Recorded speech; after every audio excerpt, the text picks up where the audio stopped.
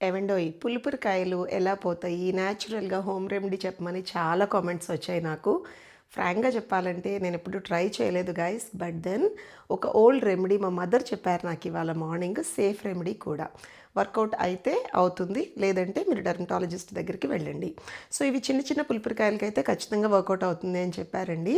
ఏం లేదు, అరటికాయ తొక్కుంటుంది కదా! లోపల స్కిన్, వైట్ కలర్ స్కిన్. చిన్నగా స్పూన్ తోటి ఆ స్కిన్ అంతా తీసుకోండి.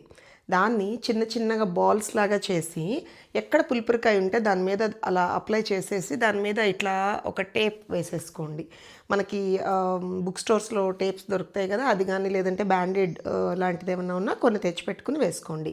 అలా ప్రతిరోజు నైట్ వేసేసుకొని, మార్నింగ్ స్నానం చేసే ముందు తీసేసి వాష్ చేసేసుకోండి. సో, ఇలా కంటిన్యూగా చేయండి. 1, 2 వారాల్లో చిన్న చిన్నగా ఉన్న పులుపురకాయలు రాలిపోతాయంట. చాలా ఎఫెక్టివ్ రెమెడీ అండి. సో, ట్రై చేయండి. ఒకవేళ వర్కౌట్ అయితే చెప్పినందుకు నాకు హ్యాపీ, విన్నందుకు మీకు హ్యాపీ. మరి ఇలాంటి టిప్స్ రెగ్యులర్‌గా చూడాలి అంటే నన్ను ఫాలో అవ్వండి. బాయ్.